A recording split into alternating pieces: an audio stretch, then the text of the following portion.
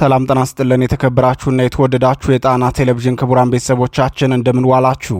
አክብሮታዊ ሰላምታችን በያላችሁበት የምድር ዳርቻ ሁሉ ይድረሳችሁ እያልን የጥር 29 ቀን 2018 ዓ.ም የሰዓቱን ዜናችንን ርዕሶቹን በማስቀደም እናስደምጣችኋለን። የሱዳኑ ኮሪደር ተጋድሎ ተጠናክሮ ቀጥሎ የአማራ ፋኖ ብሔራዊ ንቅናቄ ደጃዝማች በላይ ዘለቀ ዕዝ ታላቅ ድል ተቀዳጅቷል። የመይሰው ካሳ ኮር 2 የተጋድሎ ውሎን አስመልክቶ የተጠናቀረው ሙሉ መረጃ በዜናችን የምትሰሙት ቀዳሚ መረጃችን ነው።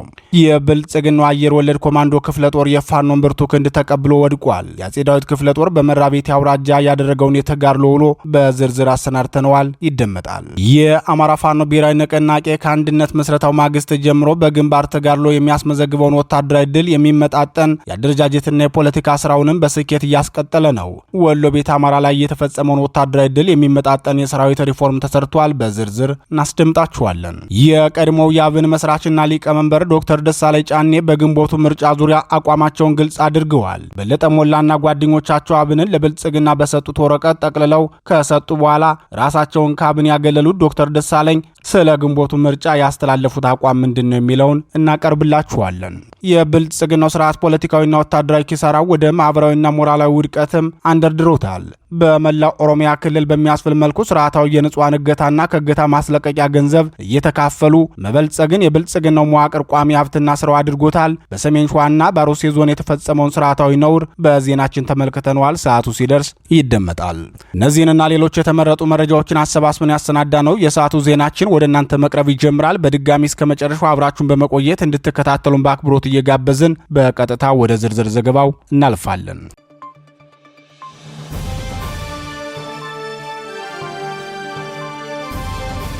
ክቡራትና ክቡራን የጣና ቴሌቪዥን ደጋፊዎች የአማራ ሕዝብን ትግል ማዕከል በማድረግ ውግንናውን ለአማራ ሕዝብ ማዕከላዊ ኮዝ ዘላቂ ጥቅምና የተቆጠሩ ጥያቄዎች ያደረገው ጣና ቴሌቪዥን ትግሉ የገጠመውን የስትራቴጂክ አመራር ክፍተት እንዲሞላ ሕዝባዊ መሰረቱን አስጠብቆ እንዲቀጥል በማድረግና ሚዛናዊ የመረጃ ተደራሽነትን በጥራት በፍጥነትና በታማኝነት እያቀረበ የሚገኘውን የጣና ቴሌቪዥንን ለመደገፍ በርካቶች በምን እንደግፍ የሚል ጥያቄ ስታቀርቡልን መቆየታችሁ ይታወቃል። በመሆኑም በዜል +1 46 9866 54 44 በካሻፕ ጣና ቲቪ 2024 በፔይፓል ጣና ቴሌቪዥን 2024@gmail.com እንዲሁም በዶኔት ቦክሱ በኩል መደገፍ የምትችሉ መሆኑን ለማሳወቅ እንወዳለን።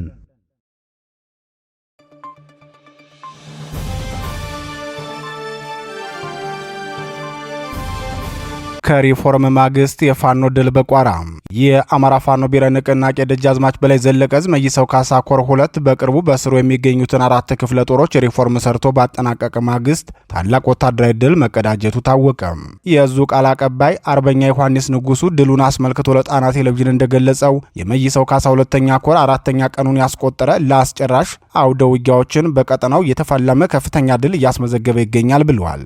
ለተከታታይ 4 ቀናት የተካሄደውን ውጊያ ፋኖ በበላይነት ባጠናቀቀበት ተጋድሎ በትናንትናው ዕለት ጥር 28 2018 ከሌሊቱ 8 ሰዓት ጀምሮ እስከ ንጋቱ 12 ሰዓት ቋራ ወረዳ አባ ድግሱ ከምትባል ቦታ የተሰራው ጀብድ በስርዓቱ ሰራዊት ላይ ከፍተኛ ሽንፈትን እንዲያስተናግድ አድርጓል። በመይሰው ካሳ 2ኛ ኮር ሰብሳቢ አርበኛ ማንዴላ ያዩና በኮሩ ከፍተኛ አመራሮች የተመራው ይህ ውጊያ ጠላትን ከበባ ውስጥ በማስገባት ክፉኛ የመታው ሆኗል በማለት አርበኛው ጨምሮ ገልጿል። የመይሰው ካሳ ኮር ተጋድሎ ላይ የነበረውን አሰላለፍ አስመልክቶ ህዝብ ግንኙነት ኃላፊው ሲቀጥልም አድዋ ክፍለ ጦር ከጀርባ በስተምዕራብ የኮሩ ተወርዋሪ ከፊት አውራሪ ገበየው ክፍለ ጦር ከተውጣጡ ሰራዊቶች ጋር በመጣመር የበረሃው ፈርጦች የመይሰው ካሳ ልጆች ጠላትን በእሳት አለንጋ ሲገርፉት አድረዋል። የደረሰበትን ምት መቋቋም ያልቻለው የብልጽግናው ሰራዊት ሙትና ቁስለኛውን ሳይሰበስብ ወደ መጣበት አቅጣጫ ፈርጥጧል። በዚህ ውጊያ የስርዓቱ መስመራዊ መኮንኖች 50 አለቃ ማዕረግ ያለው እርምጃ ሲወሰድበት ሰራዊቱ ሳያነሳቸው ጥሏቸው የሄዳቸውን የስርዓቱን ሰራዊት አስከሬን የአካባቢው ማህበረሰብ በማስተባበር ሊቀበል ችሏል ብሏል። በተጋድሎም 36 የብልጽግና ሰራዊት አባላት እርምጃ ሲወሰድባቸው 45 ቁስለኛ ሆነዋል። 12 የነፍስ ወከፍ መሳሪያና የዲሽቃ አፈሙዝን ጨምሮ ከ650 በላይ የነፍስ ወከፍ ተተኳሽ ለፋኖ ገቢ የሆነ የሎጂስቲክስ ክምችት ነው። በዚሁ ቋራ ቀጠና ሌላው የተጋድሎ ግንባር ደግሞ የአድዋ ክፍለ ጦር በጋዝጌ ቀጠና ሮብ ገቢያና ኤረፍት በተደረገው የ2 ቀን ውጊያ የስርዓቱ መከላከያ ሰራዊትና ጋሻ ጃግሬውን የባዲ ሚልሻ ክፉኛ ከፍተኛ ኪሳራ ደርሰውበታል። በዚህ ውጊያ የስርዓቱ ጥምር ጦር ሰራዊትን መነሻውን ሰሜን አቸፈር ሊበን ተነስቶ ወደ ጋዝጌ ቀጠና አርሶ አደሩን ትጥቅ ለማስፈታትና ሁለንተናዊ ጥቃት ለመፈጸም ለመፈጸም አስቦ ቢንቀሳቀስም የመይሰው ካሳ ሁለተኛ ኮር አድዋ ክፍለ ጦር በተደረገው አስጨራሽ ትንቅንቅ ከፍተኛ ኪሳራን አድርሶበታል። የደጃዝማች በላይ ዘለቀ ህዝብ ግንኙነት ኃላፊ አርበኛ ዮሐንስ ተጋድሎን ሲገልጸውም 35 የጠላት ሰራዊት እርምጃ ተወስዶበታል። 5 በእጃችን ሲገቡ 38 ደግሞ ቁስለኛ ሆነዋል። በቁሳዊ ኪሳራ በኩል ደግሞ ከ3000 በላይ ተተኳሽና የአንድ ሬጅመንት ሰራዊት የተጠረነፈ ስልክም በእጃችን ሊገባ ችሏል ብለዋል። 7 የነፍስ ወከፍ መሳሪያ ለፋኖ ገቢ ሲደረግ በስርዓቱ ሰራዊት ታግተው የነበሩ ንጹሃንም በፋኖ ትግል ነጻ ወጥተዋል። ስቦ በመምታት ኦፕሬሽን ከአድዋ ክፍለ ጦር ከፊት አውራሪ ገበየው ክፍለ ጦርና ከኮሩ ተወርዋሪት በተውጣጡ የፋኖ ኃይሎች የአገዛዙ ሰራዊት ከአባ ድግሱ ወደ በአርባስ ምትባል ገዢ ቦታ ለኩሶ ወደ ኋላ በመውጣት የሞት ወረዳ ላይ ወይም በአርባስ ለ2 ሰዓታት ያህል በተደረገው ውጊያ የጠላት ኃይል ክፉኛ ተመቶ ሙትና ቆስለኛውን ይዞ ሊመለስ ተገዷል በማለት የዙ ቃል አቀባይ ኃላፊ አርበኛ ዮሐንስ ተጋድሎን ገልጾታል። አዳኝ አገር ጫቆ ወረዳ ነጋዴ ባር ከተማ ቻራበር በተደረገው ውጊያ ደግሞ በፊት አውራሪ ገበየው ክፍለ ጦር ታጠቅ ብርጌድ ሁለተኛ ሻለቃ ቃኝ በሆነችው ሻምበል 1 አስደማሚ ኦፕሬሽን መሰራቱን የገለጸው ቃል አቀባይ ክፍሉ ለስርዓቱ ሰራዊት አጋር የሆነው የባዲ ሚልሻ መነሻውን ከጭልጋ ወረዳ ወደ ነጋዴ ባር ሲንቀሳቀስ ቀድመው መረጃውን በማነፍነፍ የሻለቃው ቃኝ በፍጥነት ደፈጣ በመያዝ በሚልሻው ላይ መብረቃዊ ጥቃት በማድረስ ከቦታው መሰወር ችላለች ብሏል።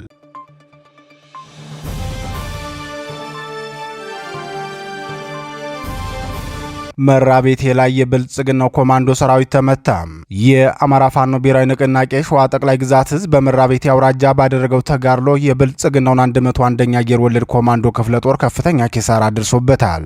የአጼ አምደ ጽዮን ኮር ህዝብ ግንኙነት ኃላፊ አርበኛ ሐኪም አበባ ላዩ እንደገለጸው በተጋድሎ 10 የብልጽግናው ሰራዊት እርምጃ ተወስዶበታል። የአጼ አምደ ጽዮን ኮር ሚዲያና ኮሚኒኬሽን ክፍል ኃላፊ አርበኛ ይድነቃቸው ማሙዬ በበኩሉ በሸዋ መራቤቴ አውራጃ በሬማ ከተማ አቅራቢያ የአጼ አምደ ጽዮን ኮር በብልጽግናው አየር ወለድ ክፍለ ጦር ላይ ባደረገው የተቀናጀ ውጊያ ታላቅ ድል ተቀዳጅቷል። በዚህ ውጊያ የኮሩ አጼ ዳዊት ክፍለ ጦር አስማረ ዳኘ አንደኛ ሻለቃ ቀስተ ንብ 3ኛ ሻለቃና በቀጠናው የሚገኙት የሸዋ ጠቅላይ ግዛት እዝ የአርበኞች ጦር ሰራዊት በቅንጅት የተሳተፉበት ነበር ብለዋል። ዛሬ ከረፋዱ 3 ሰዓት እስከ እኩለ ቀን 6 ሰዓት ድረስ በቆየው ትንቅንቅ የፋኖ አባላቱ በፈጸሙት ፈጣንና የተቀናጀ ጥቃት ልዩ ስሙ መረጮ እና ጨበሬ አምባ በተባሉ 2 ቦታዎች ላይ አንድ የመገናኛ ሬዲዮ የያዘ የመከላከያ ሻለቃ አመራርን ጨምሮ ከ10 በላይ አባላቱ እርምጃ ሳይወሰድበት እንዳልቀረ የአካባቢው ነዋሪዎች ተናግረዋል። አርበኛ ይድነቃቸው ማሙዬ አክለውም እርምጃ ከተወሰደባቸው የጠላት ሰራዊት በተጨማሪም ቁጥራቸው በውል የማይታወቅ የመከላከያና ራሱን ጥምር ጦር ብሎ የሚጠራው ስብስብ ከቀላል እስከ ከባድ ቆስለኛ ሆነው ወደ ሬማ ከተማ ፈርጠው ገብተዋል ሲል ተናግሯል። የአጼ ዳዊት ክፍለ ጦር ህዝብ ግንኙነት ኃላፊ አርበኛ ሐኪም አበባ ላዩ በበኩሉ ክፍለ ጦሩ የተቀዳጀው ታላቅ ድል በዜሮ መስዋዕትነት ስኬታማ ኦፕሬሽን በመፈጸም ነው። ጠላት በደረሰበት ድንገተኛና ፈጣን ምት በመደናገጥ የአየር ወለድ ክፍለ ጦር አመራሮች ለዚህ ጉዳት የዳረጉን የሚልሻ አባላቱ ናቸው በማለት የዛቱ ሲሆን የአውደ ውጊያ ድል የናፈቃቸው የአገዛዙ ወታደራዊ አመራሮች ኔትወርክ አጥፍተው የመጨረሻ ድላቸውን ቢሞክሩም ይህ መልካም አጋጣሚው ለፋኖ የተሻለ የመናበብና ጠንካራ የመረጃና ደህንነት ስራ አዋቅሮ ለድል እንዲበቃ አድርጎታል ሲል ለጣና ቴሌቪዥን ተናግሯል። የብልጽግናው ስርዓት በሸዋ ጠቅላይ ግዛት በርካታ ቀጠናዎች የስልክና የኢንተርኔት አገልግሎት ያቋረጠ ሲሆን ከፍተኛ ቁጥር ያለው ሰራዊትም ወደ ቀጠናው ማስገባቱን በትናንትናው ዘገባችን ማቅረባችን ይታወሳል። የአማራ ፋኖ ብሔራዊ ንቅናቄ ከተመሰረተበት ጊዜ ጀምሮ የብልጽግናው ስርዓት የፋኖን አንድነት ለመበተን የተለያዩ ዘዴዎችን እየተጠቀመ ቢሆንም በተለይ የዲጂታል ሰራዊቱ ጥረት ሊሳካለት አልቻለም። በዚህ ተስፋ የቆረጠው ስርዓቱ ከፍተኛ ወታደራዊ ስምሪት በመስጠት ፋኖን በጦር ሜዳ መምታትን ዓላማው አድርጎ እየሰራ መሆኑን ከሰሞኑ እንቅስቃሴው መረዳት ተችሏል።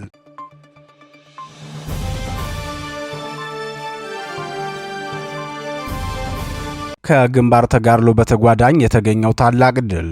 የአማራ ፋኖ ብሔራዊ ንቅናቄ ከአንድነት ምስረታው ማግስት ከብልጽግናው ጥምር ጦር ጋር ፊት ለፊት ያደረጋቸውን ተጋድሎች በታላቅ ድል ታጅቦ እያስቀጠለ ሲሆን ከተጋድሎ በተጓዳኝም የፋኖን ትግል ወደ ድል በሚያመሩ ተግባራት ላይ ስኬታማ ስራዎችን እያከናወነ ይገኛል።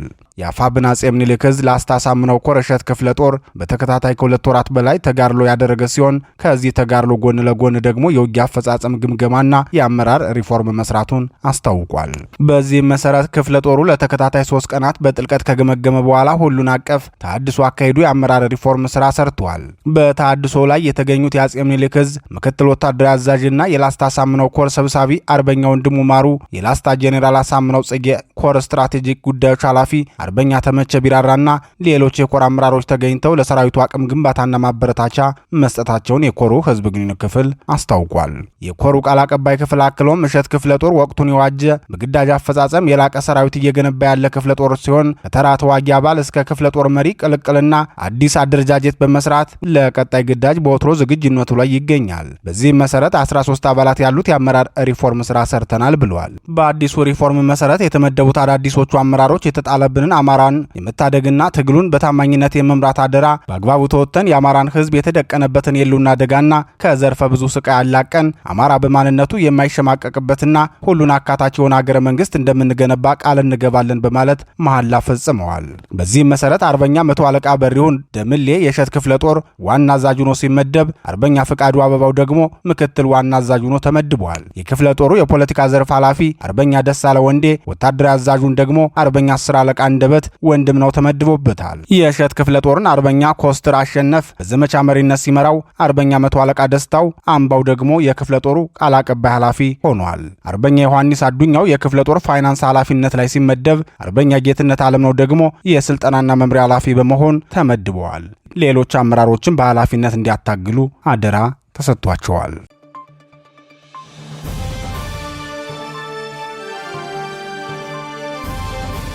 ዶክተር ደሳለኝ ውሳኔያቸውን አሳወቁ።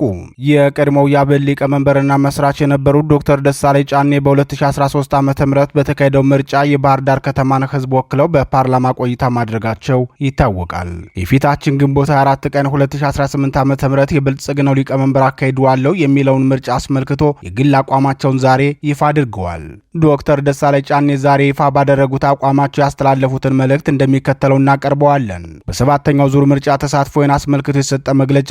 ለተከበራችሁ የባህር ዳር ከተማ ነዋሪዎች፣ ለመላው የአማራ ህዝብና ለኢትዮጵያውያን ወገኖች በሙሉ ባለፉት ዓመታት በህዝብ ተወካዮች ምክር ቤት ውስጥ በኩሩ የባህር ዳር ከተማ ህዝብ ተመርጬ እናንተን ወክዬ ለህዝባችን ሐቀኛ ድምፅ በመሆን ለማገልገል በመቻሌ ታላቅ ክብርና ኩራት ይሰማኛል። በዚህ ጉዞዬ ላሳያችሁኝ ያልተቆጠበ ድጋፍ፣ ፍቅር፣ አክብሮትና ጽኑ እምነት ከልብ የመነጨ ምስጋናዬን አቀርባለሁ። በአሁኑ ወቅት ለሰባተኛው ዙር ሀገር አቀፍ ምርጫ የእጩ ተወዳዳሪዎች ምዝገባ እየተከናወነ ከመሆኑም ጋር ተያይዞ በመራጮቼ ደጋፊዎቼና በሚዲያዎች ዘንድ በእጩነት መመዝገብ አለመመዝገቤን በተደጋጋሚ ስጠየቅ ቆይቻለሁ።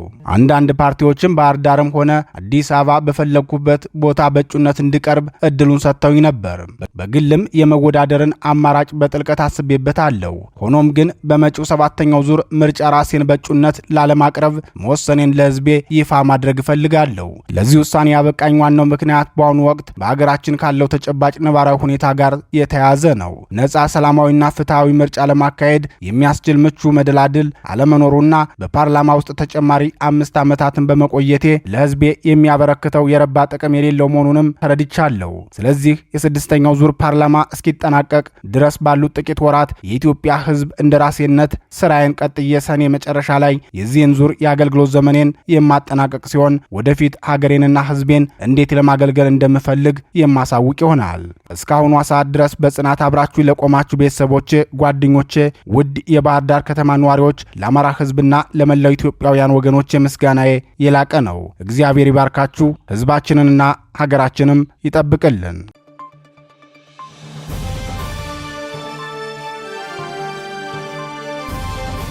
ስርዓት መር መዋቅራዊ የንጹሃን እገታ ተባብሷል። የብልጽግናው ስርዓት ወደ ስልጣን ከወጣበት ጊዜ ጀምሮ የንጹሃን እገታና ሰቃይ ያለማቋረጥ ተጠናክሮ የቀጠለ ሲሆን በአብዛኞቹ እገታዎች ላይ የስርዓቱ መዋቅር ተሳታፊ እንደሆነበት ይነገራል። ከትናንት በስቲያ ከአዲስ አበባ ተነስቶ ወደ ደራ ጎንዶ መስቀል በመጓዝ ላይ የነበረ የህዝብ ማመላለሻ አውቶቡስ ውስጥ የነበሩ ተሳታፊዎች ሙሉ በሙሉ በታጣቂዎች ታፍነው መወሰዳቸው የተገለጸ ሲሆን በምስራቅ አሩሴ ዞንም ተመሳሳዩን የንጹሃን እገታ ተባብሶ ቀጥሏል ሲሉ ምንጮቻችን ተናግረዋል። ከአዲስ አበባ በመነሳት ወደ ደራ ጉንዶ መስቀል በመጓዝ ላይ የነበረውን የህዝብ ማመላለሻ አውቶቡስን በማስቆም ሙሉ ተሳፋሪው በታጣቂዎች ታፍነው ሲወሰዱ የብልጽግናው ሰራዊት በቅርብ ርቀት ይገኝ እንደነበርና ክስተቱንም ይመለከት እንደነበር ተናግረዋል። ከታጋቾች መካከል በብዛት ሴቶች እንደሚገኙበት የገለጹት ምንጮቻችን አንዲት የ6 ወር ህፃን ከእናቷ ተነጥላ እንደተወሰደችና እስካሁን የት እንደደረሰች እንደማይታወቅ ምንጮቻችን ጨምረው ገልጸዋል።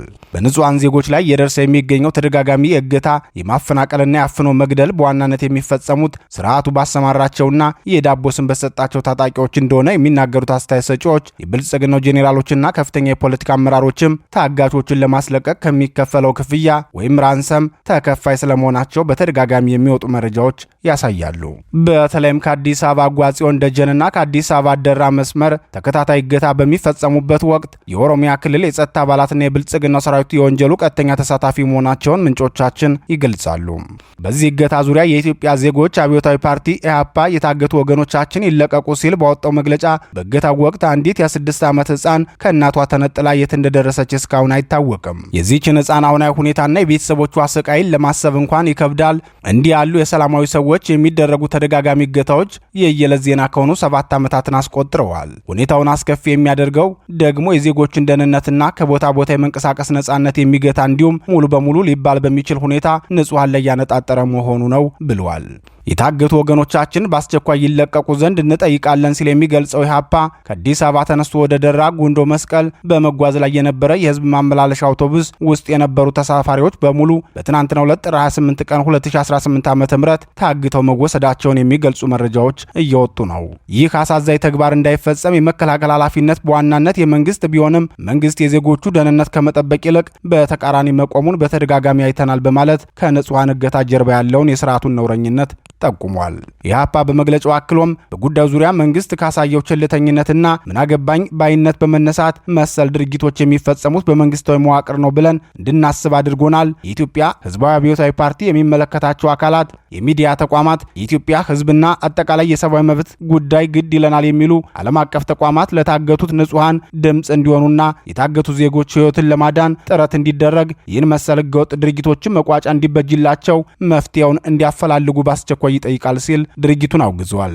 በተያያዘ ዜና በምስራቅ አሩሲ ዞን እንቆሎ ዋቤ ወረዳ ከትናንት በፊት ታግተው ከነበሩ ከ20 በላይ የኦርቶዶክስ ተዋሕዶ ሃይማኖት ተከታዮች መካከል 4ቱ ሳይገደሉ እንዳልቀሩ ምንጮች ተናግረዋል። የጣና ቴሌቪዥን ምንጮች እንደገለጹት ታግተው ከነበሩት ሰዎች መካከል አብዛኞቹ ከ500 ሺህ እስከ 1 ሚሊዮን ብር የተጠየቁ ሲሆን ገንዘቡን ከፍለው የተለቀቁ መኖራቸውንና በክፍያው ከተስማሙት ውጭ ያሉ 4 ንጹሃን አድራሻቸው እንደጠፋ ገልጸዋል። የታጋቾቹ የቅርብ ቤተሰቦች ለጣና ቴሌቪዥን እንደገለጹት ብዙ ጊዜ በስልክ አግኝተነዋል። ገንዘቡንም እንድንከፍል ሲጠይቁን ድምጻቸውን ሰምተን ነበር። ነገር ግን የመክፈል አቅሙ እንደሌለንና እንዲለቁልን ከነገርናቸው በኋላ አድራሻቸውን አጥፍተዋቸዋል ሲሉ ገልጸዋል።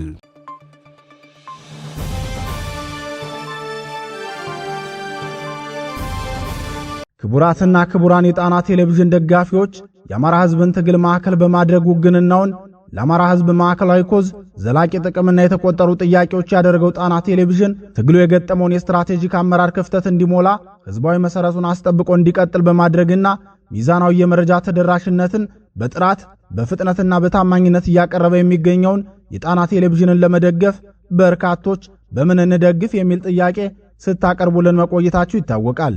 በመሆኑም በዜል +1 46 9866 54 44 በካሻፕ ጣና ቲቪ 2024 በፔይፓል ጣና ቴሌቪዥን 2024@gmail.com እንዲሁም በዶኔት ቦክሱ በኩል መደገፍ የምትችሉ መሆኑን ለማሳወቅ እንወዳለን።